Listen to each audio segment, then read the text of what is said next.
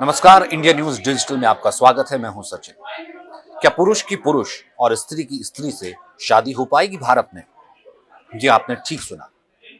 हम बात कर रहे हैं समलैंगिक विवाह की, जिस पर सुनवाई 5 जजों की संविधान पीठ, खंडपीठ जो है सुप्रीम कोर्ट में कर रही है, जिसकी सुनवाई शुरू हुई चीफ जस्टिस की अगुवाई में।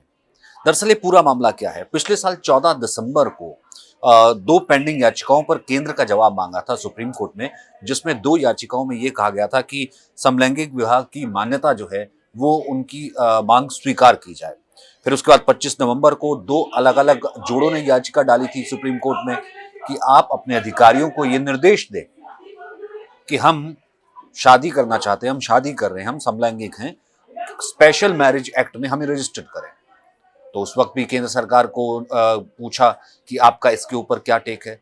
फिर उसके बाद जब यह मामला दोबारा विचाराधीन आया, तो ऐसे में सभी याचिकाओं को एक साथ करते हुए एक तो केंद्र से जवाब मांगा गया, केंद्र ने अपना हलफनामा दे दिया है।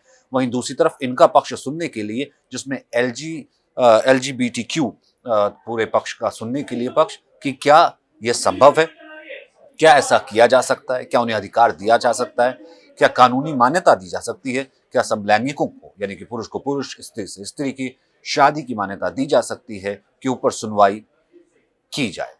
तो ऐसे में केंद्र सरकार के हलफनामे की अगर मैं बात करूं, दरअसल सबसे पहले हम ये इस पर बात करते हैं कि याचिका क्या कहती है और क्यों इसको सुना जा रहा है। याचिकाकर्ताओं ने कहा है, जो तमाम याचिकाओं को इकट्ठा करके केंद्र से जवाब मांगा गया और इस पर सुनवाई हो रही है, याचिकाकर्ताओं ने कहा है कि अपनी पसंद से शादी करने का अधिकार LGBTQ कम्युनिटी को भी है। LGBTQ यानी कि लेस्बियन, गे, बाइसेक्सुअल, ट्रांसजेंडर और क्वीर।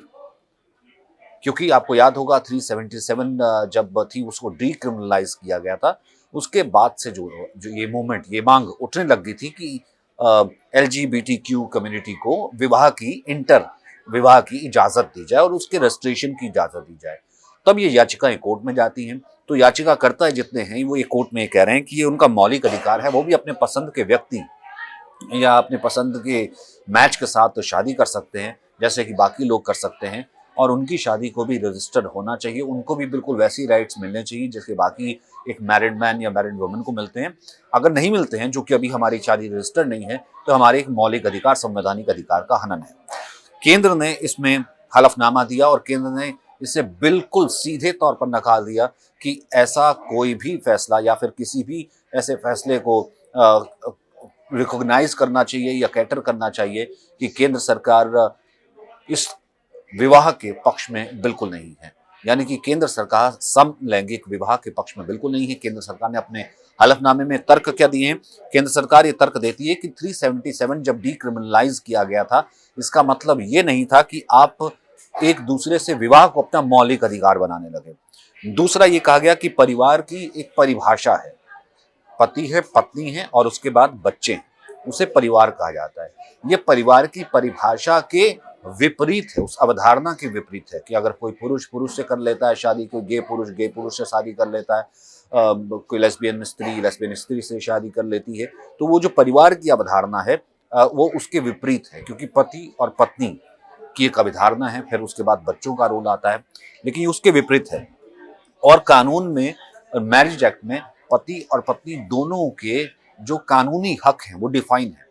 अगर आप में पति पत्नी की मान्यता देखी जाए तो कैसे ये पता लगाया जाएगा कि कौन पति और कौन पत्नी?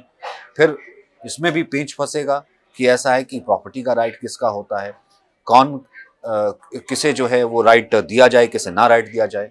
गोद लेने का अधिकार, गोद लेने के बाद अगर आप कह रहे हैं कि हम तो बच्चों को गोद ले सकते हैं, ठीक है, अगर हम जैविक माँ बाप नहीं बन सकते, हम बच्चों को गोद लेंगे, लेकिन हमारे विवाह को रजिस्टर करने की इजाजत दी जाए। लेकिन यहाँ पर केंद्र इसको लेकर के ऑब्जेक्ट करता है कि फिर आगे भरण पोषण का अधिकार आएगा। हम वैसे तो कर देते हैं कि इसमें माता करेगी या पिता करेगा, किसे दी जाए कस्टडी, लेकिन इसमें हम कैसे तय करेंगे कौन है माता कौन है पिता? तो ये एक एलीट, बेहद शहरी एलीट जिसे कहते हैं विचार से पनपा एक विचार है कि समलैंगिकों का विवाह जो है वो हो जाना चाहिए रजिस्टर, और सुप्रीम कोर्ट इस पर कोई फैसला ले। केंद्र सरकार ने सीधे तौर पर कहा है सुप्रीम कोर्ट इस पर कोई फैसला ले ही नहीं सकता, इस पर फैसला सिर्फ कानून ले सकता है, लेकिन सुप्रीम कोर्ट इसे सुन रहा है। अब देखना यह है कि क्या इंटरेस्टिंग इसमें दलीलें दी जाती हैं, किस तरीके से दोनों पक्षों को रखा जाता है।